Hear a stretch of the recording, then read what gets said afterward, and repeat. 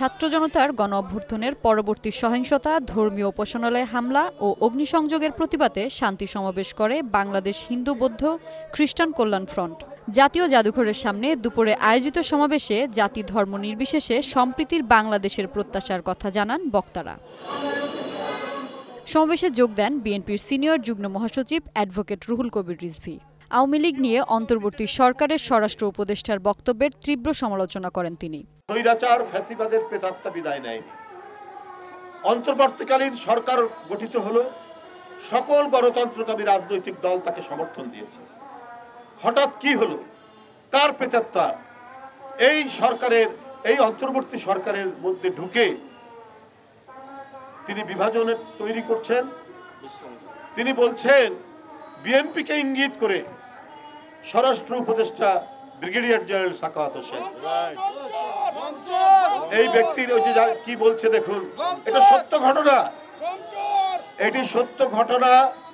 এটি চট্টগ্রামে উনি দায়িত্বে থাকা অবস্থায় সেনাবাহিনীকে যে গম দেওয়া হতো, সেই গম তিনি বাজারে বিক্রি করে আত্মসাৎ করেন। এর উপর যে মামলা হয়, সেই মামলায় উনি দোষী সাব্যস্ত হন। ডিপার্টমেন্টাল মামলা। দেশনেত্রী বেগম খালেদা জিয়া তখন প্রধানমন্ত্রী।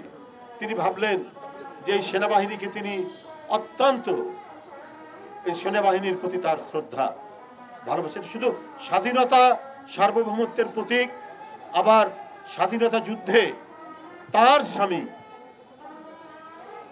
মেজর জেনারেল জিয়াউর রহমান নেতৃত্ব দিয়েছেন, স্বাধীনতার ঘোষণা দিয়েছেন। তাই এই প্রতিষ্ঠানটির প্রতি দেশনেত্রী বেগম খালেদা জিয়া দুর্বল। তাই একজন সামরিক ব্যক্তি তিনি যে অন্যায় করেছেন সেটিকে তিনি ক্ষমা সুন্দর দৃষ্টিতে দেখে ক্ষমা করে দিয়েছিলেন, যে প্রতিষ্ঠানটি যাতে বদনাম না হয়। আওয়ামী লীগকে সমর্থন করে দেওয়া বক্তব্যে কোটা আন্দোলনের নিহতদের অপমান হয়েছে বলেও মন্তব্য করেন রিজভী। এত বড় একটি বিপ্লব হয়ে গেল,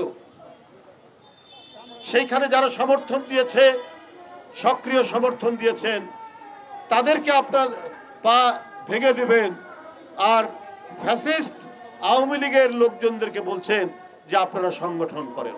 এ সময় বিএনপির দেওয়া 3 দিনের কর্মসূচির ঘোষণা করেন রুহুল কবির রিজভী।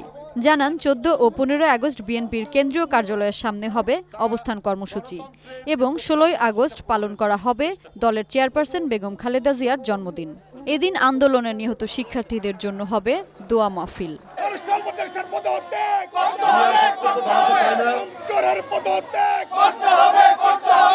Khadija ভৌমি, news time, Dhaka.